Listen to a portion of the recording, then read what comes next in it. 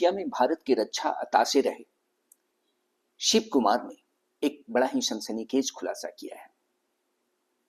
जून के शुरुआत में कहा गया था कि भारतीय वायु सेना ने 7 मई की रात को पाकिस्तान के आतंकवाद से जुड़े स्थलों को निशाना बनाने के दौरान अपने लड़ाकू विमान पाकिस्तान के हाथों खो दिए। दोस्तों, मैं नरेंद्र कुमार लेकर आया हूं आज के 5 टॉप ब्रेकिंग न्यूज। पहला न्यूज जो बहुत ही सनसनीखेज है और भारतीय राजनीति में यह चर्चा का विषय बना हुआ है। भारत के रक्षा अताशे ने कहा, केवल राजनीतिक नेतृत्व द्वारा सैन्य प्रतिष्ठान या उनके हवाई सुरक्षा पर हमला न करने की बाध्यता के कारण हमारे फाइटर जेट मार गिराए गए। दोस्तों, हमने ट्रंप के आगे सरेंडर कर युद्ध से पीछे पैर तो खींच लिया, लेकिन कुछ ऐसे सवाल हैं जो जनता में मोदी की रक्षा नीति पर सवाल खड़े कर रहे हैं। हमारे सीडीएस ने पहले ही अपने साक्षात्कार में कहा था कि हमारे कुछ फाइटर जेट मार गिराए गए। कितने गिराए गए, कितने मारे गए, कैसे गिराया गया, इस पर उन्होंने चुप्पी साध ली थी, लेकिन इसका खुलासा आज हो गया। भारत में रक्षा विभाग पूरी तरह सरकार के नियंत्रण में काम करती है। 4 दिन चले युद्ध में सेना को सिर्फ आतंकी ठिकानों पर हमला करने को कहा गया था, जिसकी सूचना पाकिस्तान को पहले से थी और तैयार थी। पाकिस्तान ने कई फाइटर जेट मार गिराए। यह समाचार काफी दिनों तक छुपाया गया, लेकिन आज यह बात खुलकर सामने आ गई। मोदी जी द्वारा बार बार देश की जनता को गुमराह करते हुए छाती ठोक कर कह रहे थे, हमने सेना को खुली छूट दे रखी है, लेकिन यह बात बिल्कुल झूठ साबित हुई। सेना को छूट नहीं दी गई थी, सेना को कंट्रोल किया जा रहा था। इसी राजनीतिक नासमझ की वजह से हमारे जेट फाइटर मार गिराए गए। जकार्ता के एक सेमिनार में अताशे रक्षा विभाग का एक पद है।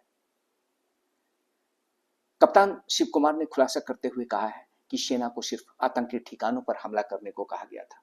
रास्ते में कई मिलिट्री ठिकाने भी थे जिनके ऊपर से हमारे जेट को गुजरना था, जहां हम गिर गए और पाकिस्तान ने हमारे कई फाइटर जेट मारे।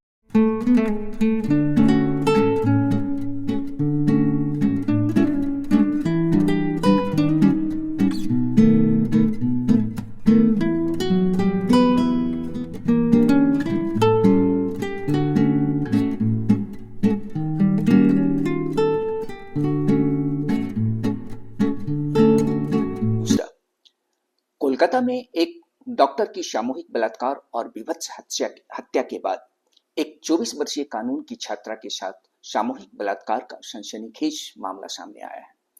ममता बनर्जी की पार्टी तृणमूल कांग्रेस के नेताओं द्वारा यह अंजाम दिया गया है।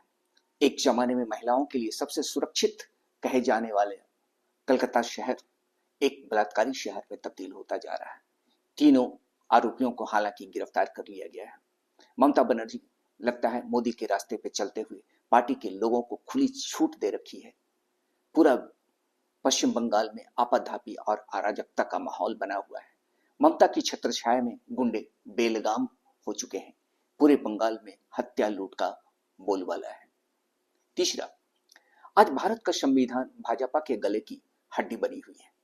तीसरी बार सत्ता में आने के 1 साल बाद फिर से संविधान बदलने की कवायद शुरू हो गई है।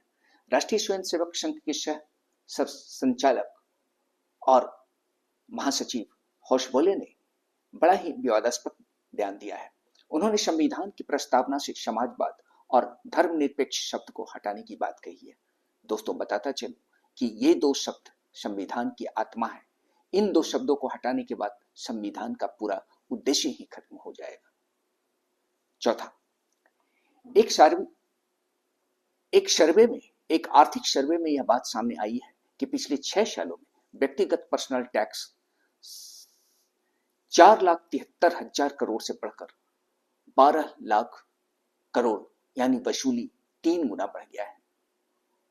यानी कि हमारे और आपके पॉकेट से पैसे निकाले जा रहे हैं, बेतहाशा निकाले जा रहे हैं। वहीं कॉर्पोरेट टैक्स 2 गुना से भी कम बढ़ा है, 6 लाख करोड़ से बढ़कर 11 लाख करोड़ हुआ है। अब तो यह बात स्पष्ट हो चुका है कि यह सरकार कॉर्पोरेट परस्त सरकार है, जो मध्यम वर्ग के लोगों के दम पर अपनी राजनीति चमका रही है। यही फांसीवाद है दोस्तों।